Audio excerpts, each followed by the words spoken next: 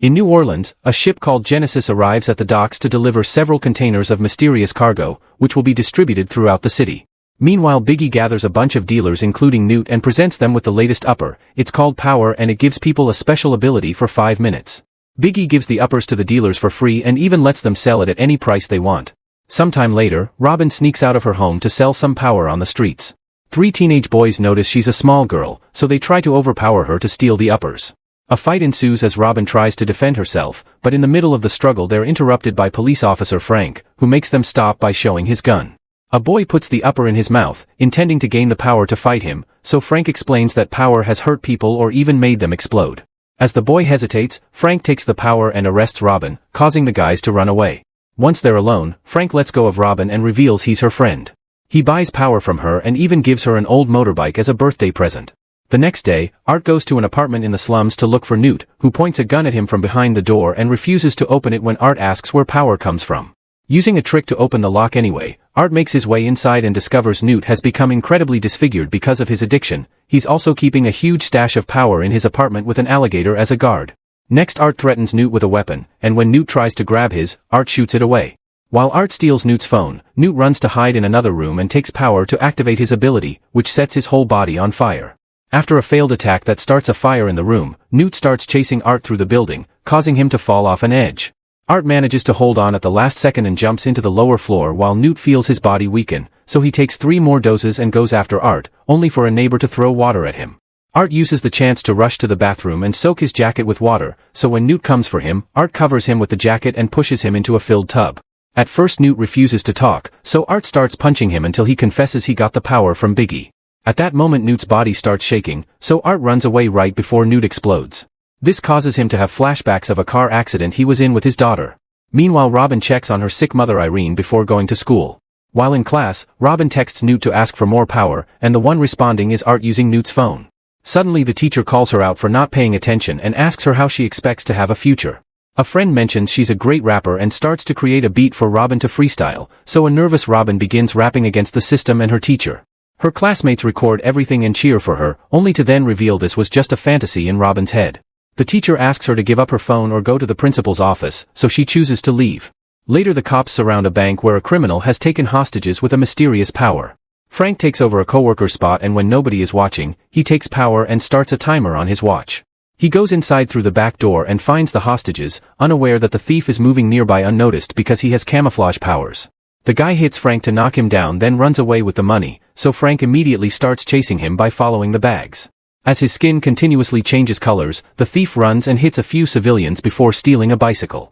A car ends up crashing against him, so he drops the bike and gets on a tram instead. When he checks the bag, a powder bomb explodes and gives away his location, so now Frank can follow him on the bicycle. The driver stops when Frank shows his badge and the thief runs away again, going through a cafe before ending up in an alley. Frank follows him and falls, allowing the guy to take his gun and shoot him. However, Frank's power is to be super tough and the bullet just bounces, allowing Frank to quickly recover and finally grab the guy, beating up him with extra strength until his captain makes him stop. After everything is over, the captain scolds Frank for using power and asks for his gun and badge. Frank points out that criminals have an advantage over them if they have superpowers, so this is the only way to fight fairly. There are also higher-ups often coming to cover up the situation, so Frank can guess the captain knows more than he says and offers to work off the record. The captain decides to give Frank a picture of Art and tells him he's believed to be the source of power, so they need to catch him to end their problems. In the evening, Art waits in the restaurant where Robin usually meets Newt. When Robin arrives, he watches her from afar but doesn't approach her. Robin doesn't see Newt and decides to leave, only to find her bike tire has been slashed. Suddenly Art grabs her and throws her in the trunk of his truck to then take her to a secluded area, threatening to go after Irene if she doesn't talk. Robin agrees to cooperate and is let out, telling him she got the power from Newt but doesn't know anything else. Then Art shows her a picture of a woman and a bald man, but she doesn't recognize either of them. While they talk, Robin sends Frank a text asking for help, so Art immediately takes her phone away. Next, Art makes her call a number he found on Newt's phone and she pretends to be a dealer in trouble, so she's told to go to a specific supermarket and ask for alligator wine. The duo makes it to the market and while Robin asks for the wine, Art gets distracted by a random customer and loses track of Robin. The girl is taken to see a man in the back called Quayo and instead of asking him about the source like Art told her, she tells Quayo all about the scary dude waiting outside. Quayo takes some power and goes to confront Art, who threatens Quayo with scissors. His henchmen immediately come to help him, but Art turns out to be an excellent fighter and goes hand-to-hand against everyone without breaking a sweat. At the same time the office Robin is in starts moving and it's revealed the room is inside a huge truck, which is trying to leave. She tries to get out, but the door has been locked. Art continues to knock out or shoot down the guys, and sometimes the bullets hit the truck, so Robin has to hide to avoid being hit. Once all the henchmen are down, Art tries checking on Robin, allowing Cuello to shoot him by surprise. The bullet hits Art but he keeps on moving, shooting Cuello to death too. Then Art finally opens the door to rescue Robin, however the pain causes him to start hallucinating and think Robin is his lost daughter Tracy. Thankfully Robin's voice snaps him out of it and he notices another door, which he shoots open to discover a secret computer room with monitors that track all of Power's users. Art realizes that the distributor is giving away Power for free because he's using the locals as lab rats to test the product. They also find a notification that mentions a presentation happening in around 2 hours. Meanwhile Cuello manages to push the bullets out of his body thanks to the effects of Power still going. While Art is distracted by the screen, Robin runs back into the market to ask for help, only to be found and hit by Cuello. When he's about to stab her, Art tackles him to the ground and stabs him over and over until the power effect runs out and Cuello dies. Robin tries to escape and finds the doors locked, so she grabs a brick to break it. However Art begs for help and confesses he just wants to find his daughter as he offers Robin a bunch of money before passing out. Moments later Art wakes up in a vet's office, where Robin is stitching his wounds. Once he's better, he leaves for the special event, and Robin forces him to take her with him by stealing the car keys. In the meantime, Frank is worried about Robin and goes to her home, only to overhear some cops harassing Irene. Frank sneaks into the house through the window and changes clothes to pretend to be Irene's lover coming to her defense. He whispers to her that he's Robin's friend before confronting the cops, asking them to show their badges and a warrant for the camera. The cops immediately leave, so Frank runs after them and uses some tape to stick the phone to their vehicle, that way he can track them down. On the way to the event, Art explains he used to be a soldier and was put in experiments for Power by a corporation called Telios. He took Power once and almost killed him but he survived, unlike his army friends. Eventually he quit and started a new life, but when Tracy was born, she had permanent powers because the component was already in Art's seed. When Telios heard about this, they wanted to take Tracy away to experiment on her, so Art tried running away with her. Unfortunately they were followed and the henchmen forced their car to crash. Art got stuck and couldn't move, so he had to watch how Tracy was kidnapped. As he shares the story, the memory mixes with reality and he starts driving like crazy, but fortunately Robin snaps him out of it before they crash. Eventually they make it to the presentation location and Art makes Robin wait outside.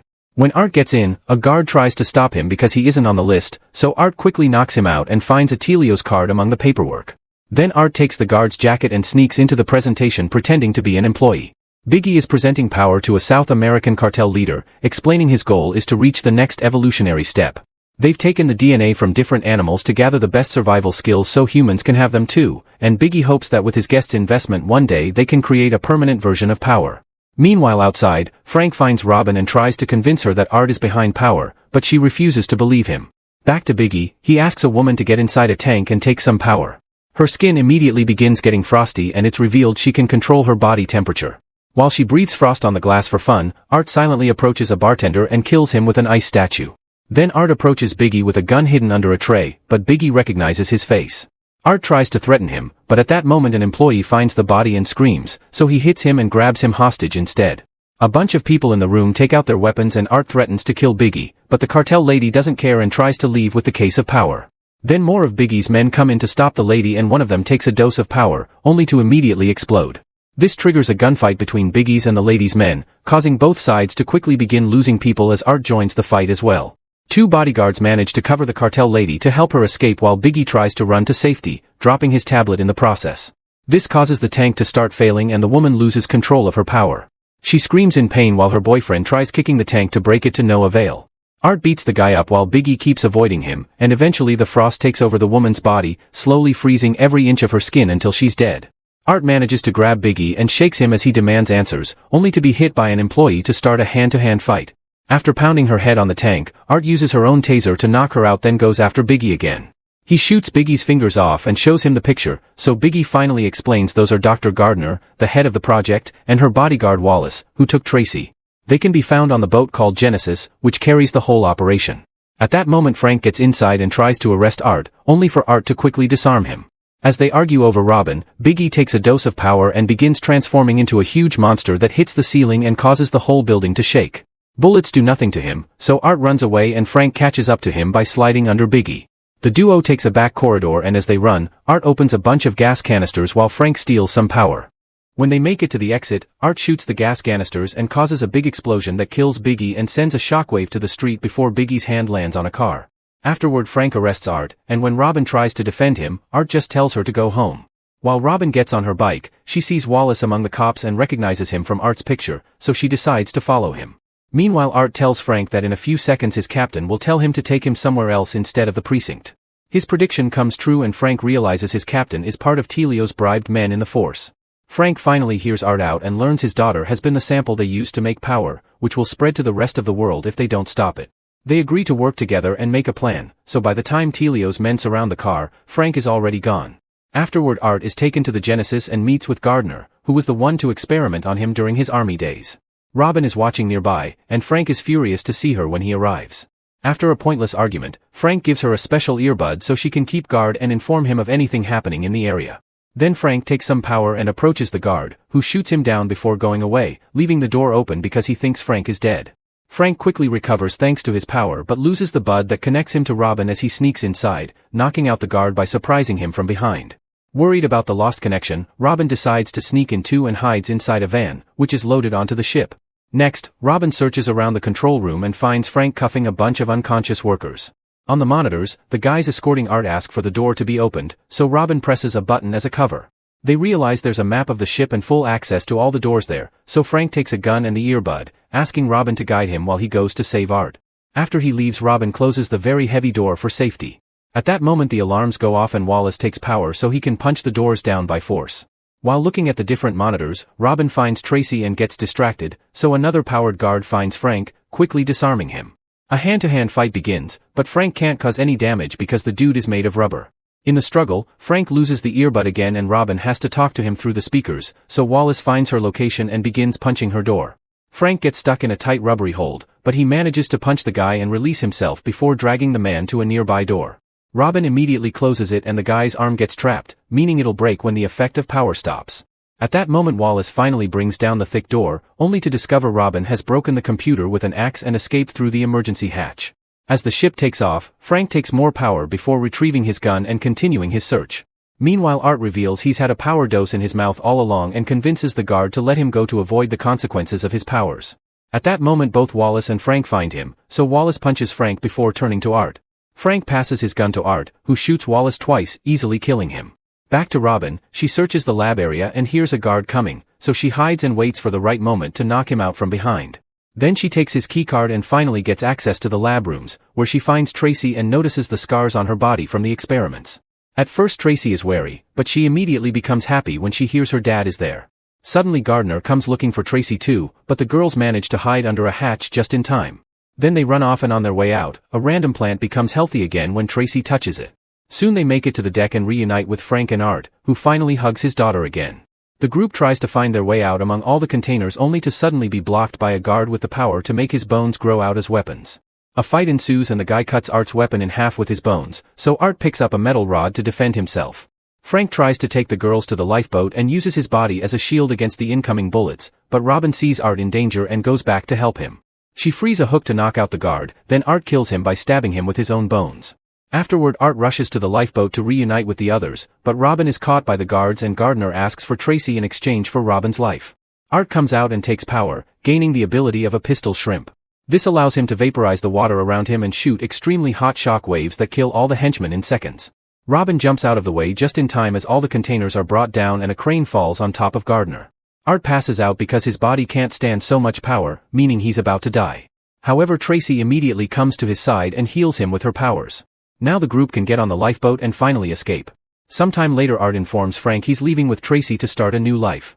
Frank plans to bring the story to a journalist so he can reveal all the corruption in the force and Robin goes back to her mom, promising to take care of her with the money Art has given her as thanks. Make sure to subscribe our channel Cinema-Fathom and turn on notifications so you can watch more videos like this. Thanks for watching.